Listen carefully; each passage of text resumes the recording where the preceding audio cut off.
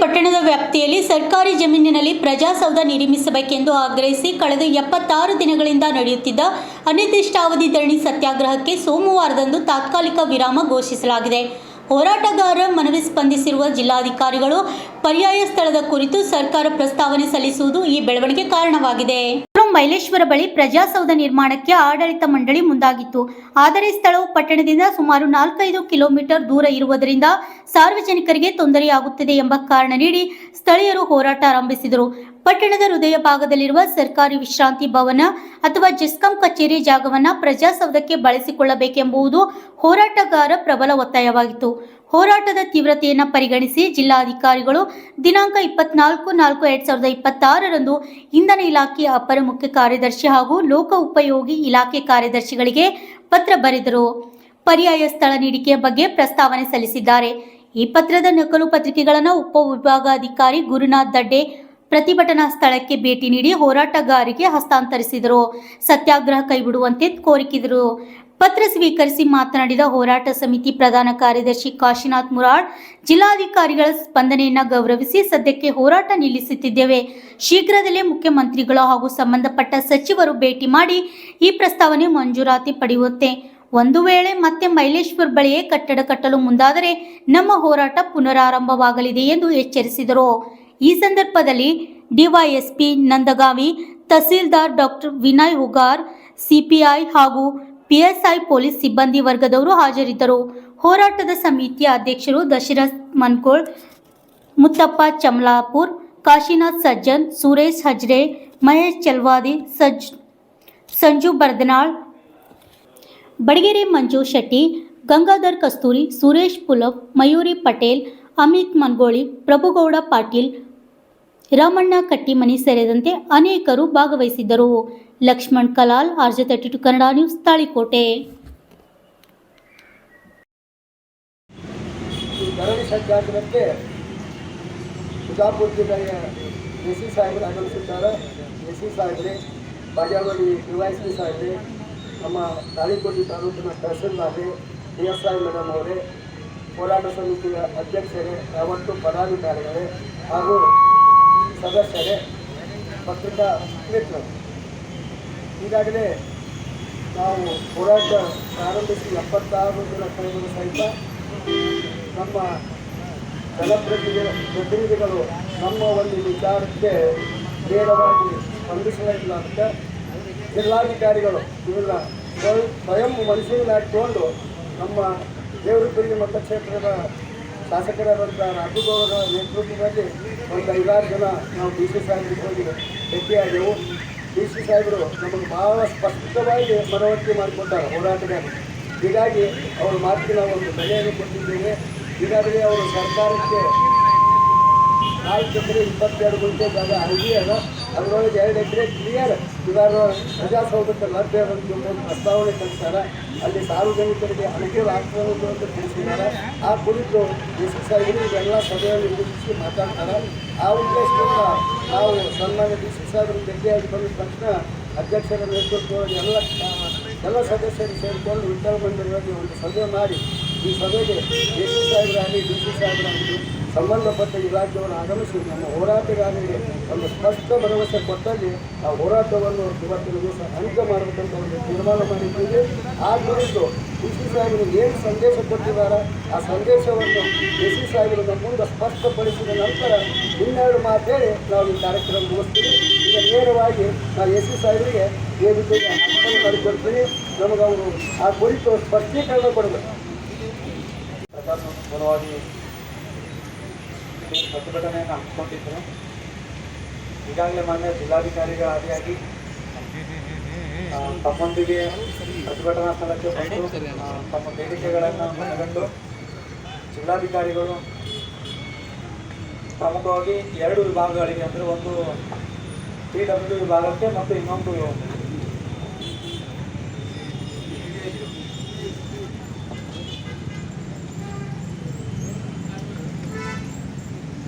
Additional chief secretary ಸಾಹೇಬರು ಏನಿದ್ದಾರೆ ಇಂಧನ ಇಲಾಖೆಯದು, ಅವರಿಬ್ಬರಿಗೂ ಈಗಾಗಲೇ ಲೆಟರ್ ಕರೆಸ್ಪಾಂಡೆನ್ಸನ್ನು ಮಾಡಿದ್ದಾರೆ. ತಮ್ಮ ಬೇಡಿಕೆಯಂತೆ 2 ಸ್ಥಳದ ವರದಿಯನ್ನು ಇಲ್ಲಿನ ತಹಸೀಲ್ದಾರ್ ಅವರಿಂದ ವರದಿಯನ್ನು ಪಡೆದುಕೊಂಡು ಈಗಾಗಲೇ ಪ್ರಸ್ತಾವನೆಯನ್ನು ಒಂದು KB ಜಾಗ 2 ಎಕರೆ 38 ಗುಂಟೆಗೆ, ಅದೇ ರೀತಿ PWD 4 ಎಕರೆ 22 ಗುಂಟೆ ಇದೆ. ಅದರಲ್ಲಿ 2 ಎಕರೆ ಜಾಗವನ್ನು ಗುರುತಿಸಿ ಈಗಾಗಲೇ ಶೀಟ್ ಎಲ್ಲ ರೆಡಿ ಮಾಡಿ ಕಳಿಸ್ಕೊಟ್ಟಿದ್ದಾರೆ. ಈಗ ಆ ಇಲಾಖೆಯಿಂದ ವರದಿ ಬಂದ ತಕ್ಷಣ ಮುಂದಿನ ರೂಪುರೇಷೆಗಳನ್ನು ಹೇಳಲಾಗುತ್ತದೆ. ಅದಕ್ಕೆ ಇಲ್ಲಿವರೆಗೂ ಏನು ಪ್ರತಿಭಟನೆ ಹಾಕ್ಕೊಂಡಿದ್ದಾರೆ, ಇಲ್ಲಿಗೆ ಕೈಬಿಟ್ಟು ಜಿಲ್ಲಾಡಳಿತದೊಂದಿಗೆ ಸಹಕರಿಸ್ತೀರಿ ಅಂದ್ಕೊಂಡು ನಾನು ಒಂದೆರಡು ಮಾತುಗಳನ್ನು ನಡೀತಾ ಬಂತು. ಇದೀಗ ಈ ಹೋರಾಟದ ಕೊನೆ ಹಂತಕ್ಕೆ ಬಂದು ತಲುಪ್ತಾ ಇದ್ದೀವಿ. ಜಿಲ್ಲಾಧಿಕಾರಿಗಳು ಹಾಗೂ ಜಿಲ್ಲಾಡಳಿತ ನಮಗೊಂದು ಒಳ್ಳೆಯ ಸಂದೇಶವನ್ನು ಕೊಟ್ಟು, ನಾವು ಸರ್ಕಾರಕ್ಕೆ ನೀವು ನಿಗದಿಪಡಿಸಿದಂಥ ಸರ್ಕಾರಿ ಜಾಗದಲ್ಲಿ ಈ ಪ್ರಜಾಸೌಧ ನಿರ್ಮಾಣದ ಸ್ಥಳವನ್ನು ಗುರುತಿ ಸರ್ಕಾರಕ್ಕೆ ಪ್ರಸ್ತಾವನೆ ಸಲ್ಲಿಸಿದ್ದೀವಿ. ಅದಕ್ಕೆ ನೀವು ಈ ಹೋರಾಟವನ್ನು ಮುಂದುವರಿಸದಾಗಿ ಅಂತ ಹೇಳ್ತಾರೆ. ಎಲ್ಲ ಹೋರಾಟಗಾರರಿಗೆ ಮನವಿ ಮಾಡಿಕೊಂಡಾಗ ಎಲ್ಲ ಹಿರಿಯ ಹೋರಾಟಗಾರರು ವಿಚಾರ ಮಾಡಿದಾಗ ಅದಕ್ಕೆ ಈ ರಣಸ್ಥಳಕ್ಕೆ ಆಗಮಿಸಿದ್ದಾರೆ. ಅದಕ್ಕೆ ಪ್ರಾಸ್ತಾವಿಕವಾಗಿ ಈ ಧರಣಿ ಹೋರಾಟ ಸಮಿತಿಯ ಪ್ರಧಾನ ಕಾರ್ಯದರ್ಶಿ ಆದಂತಹ ಕಾಶಿನಾಥ್ ಮುರಾಳನ್ನವರು ಈ ಹೋರಾಟದ ಕುರಿತು ಅದು ಮಾತಾಡುವಂತ ಹೇಳ್ಬೇಕಂತ ಹೇಳಿ ಅವರನ್ನು ಕೇಳ್ತಾರೆ. ಈ ಧರಣಿ ಸಜ್ಜಾಗದಂತೆ ಬಿಜಾಪುರ ಜಿಲ್ಲೆಯ AC ಸಾಹೇಬರು ಆಗಮಿಸಿದ್ದಾರೆ. AC ಸಾಹೇಬ್ರೆ, ಬಾಗೇವಾಡಿ DYSP ಸಾಹೇಬ್ರೆ, ನಮ್ಮ ತಾಳಿಕೋಟೆ ತಾಲೂಕಿನ ತಹಸೀಲ್ದಾರ್ರೆ, PSI ಮೇಡಮ್ ಅವರೇ, ಹೋರಾಟ ಸಮಿತಿಯ ಅಧ್ಯಕ್ಷರೇ, ಯಾವತ್ತು ಪದಾಧಿಕಾರಿಗಳೇ ಹಾಗೂ ಸದಸ್ಯರೇ, ಪತ್ರಿಕಾ ಮಿತ್ರರು, ಈಗಾಗಲೇ ನಾವು ಹೋರಾಟ ಪ್ರಾರಂಭಿಸಿ 76 ದಿನ ಕಳೆದರೂ ಸಹಿತ ನಮ್ಮ ಜನಪ್ರತಿನಿಧಿಗಳು ನಮ್ಮ ಒಂದು ವಿಚಾರಕ್ಕೆ ನೇರವಾಗಿ ಸ್ಪಂದಿಸಲಿಲ್ಲ ಅಂತ ಜಿಲ್ಲಾಧಿಕಾರಿಗಳು ಇವನ್ನ ಸ್ವಯಂ ಮನಸ್ಸಿನಲ್ಲಿ ಹಾಕಿಕೊಂಡು ನಮ್ಮ ದೇವರಪುರಿ ಮತಕ್ಷೇತ್ರದ ಶಾಸಕರಾದಂಥ ರಾಘುಗೌಡರ ನೇತೃತ್ವದಲ್ಲಿ ಒಂದು 5-6 ಜನ ನಾವು DC ಸಾಹೇಬರಿಗೆ ಹೋಗಿ ಭೇಟಿಯಾದೆವು. DC ಸಾಹೇಬರು ನಮಗೆ ಭಾಳ ಸ್ಪಷ್ಟವಾಗಿ ಮನವರಿಕೆ ಮಾಡಿಕೊಟ್ಟಾರೆ ಹೋರಾಟಗಾರರು. ಹೀಗಾಗಿ ಅವ್ರ ಮಾತಿಗೆ ನಾವು ಒಂದು ಬೆಲೆಯನ್ನು ಕೊಟ್ಟಿದ್ದೇವೆ.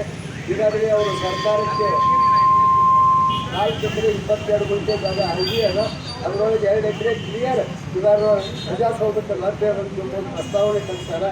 ಅಲ್ಲಿ ಸಾರ್ವಜನಿಕರಿಗೆ ಅನುಕೂಲ ಆಗ್ತದೆ ಅಂತ ತಿಳಿಸಿದ್ದಾರೆ. ಆ ಕುರಿತು DC ಸಾಹೇಬರು ಇವೆಲ್ಲ ಸಭೆಯಲ್ಲಿ ಉದ್ದೇಶಿಸಿ ಮಾತಾಡ್ತಾರೆ. ಆ ಉದ್ದೇಶದಿಂದ ನಾವು ಸನ್ಮಾನ್ಯ DC ಸಾಹೇಬರು ಭೇಟಿಯಾಗಿ ಬಂದ ತಕ್ಷಣ ಅಧ್ಯಕ್ಷರ ನೇತೃತ್ವದಲ್ಲಿ ಎಲ್ಲ ಸದಸ್ಯರು ಸೇರಿಕೊಂಡು ವಿಠಲ ಮಂದಿರದಲ್ಲಿ ಒಂದು ಸಭೆ ಮಾಡಿ ಈ ಸಭೆಗೆ AC ಸಾಹೇಬರಾಗಲಿ DC ಸಾಹೇಬರಾಗಲಿ ಸಂಬಂಧಪಟ್ಟ ಇಲಾಖೆಯನ್ನು ಆಗಮಿಸಿ ನಮ್ಮ ಹೋರಾಟಗಾರರಿಗೆ ಒಂದು ಸ್ಪಷ್ಟ ಭರವಸೆ ಕೊಟ್ಟಲ್ಲಿ ಆ ಹೋರಾಟವನ್ನು ಇವತ್ತಿನ ದಿವಸ ಅಂತ್ಯ ಮಾಡಬೇಕಂತ ಒಂದು ತೀರ್ಮಾನ ಮಾಡಿದ್ದೀವಿ. ಆ ಕುರಿತು DC ಸಾಹೇಬರು ಏನು ಸಂದೇಶ ಕೊಟ್ಟಿದ್ದಾರೆ ಆ ಸಂದೇಶವನ್ನು DC ಸಾಹೇಬರು ನಮ್ಮ ಮುಂದೆ ಸ್ಪಷ್ಟಪಡಿಸಿದ ನಂತರ ಇನ್ನೆರಡು ಮಾತು ಹೇಳಿ ನಾವು ಈ ಕಾರ್ಯಕ್ರಮ ಮುಗಿಸ್ತೀವಿ. ಈಗ ನೇರವಾಗಿ ನಾನು AC ಸಾಹೇಬರಿಗೆ ಈ ವಿಷಯಕ್ಕೆ ಅರ್ಪಣೆ ಮಾಡಿಕೊಡ್ತೀನಿ. ನಮಗೆ ಅವರು ಆ ಕುರಿತು ಸ್ಪಷ್ಟೀಕರಣ ಕೊಡಬೇಕು. ಮೇಡಮ್ ಅವ್ರಿಗೆ ಸತತವಾಗಿ 76 ದಿನಗಳ ಕಾಲ ಪ್ರತಿಭಟನೆ ನಿರತರಾಗಿದ್ದರು. ಸರ್ ಈಗಾಗಲೇ ಮಾನ್ಯ ಜಿಲ್ಲಾಧಿಕಾರಿಯಾಗಿ ಎಲ್ಲ ಅಧಿಕಾರಿ ವರ್ಗದವರು ಬಂದು ವಿಸಿಟ್ ಮಾಡಿದಾಗ ಅವರ ಒಂದು ಒಕ್ಕೂರಿನಿಂದ ಅವರು ಕೇಳ್ಕೊಂಡಿದ್ದು ಪ್ರಜಾಸೌಧಕ್ಕೆ ಮುಟ್ಟಿಸಿರುವ ಜಾಗ 5 ಕಿಲೋಮೀಟರ್ ದೂರ ಇದೆ. ರೀಸನಿಂದ ಜನರಿಗೆ ತೊಂದರೆ ಆಗುತ್ತೆ ಅನ್ನೋ ಉದ್ದೇಶದಿಂದ ಅವರು ಇಷ್ಟು ದಿನ ಪ್ರತಿಭಟನೆ ನಿರತರಾಗಿದ್ದರು.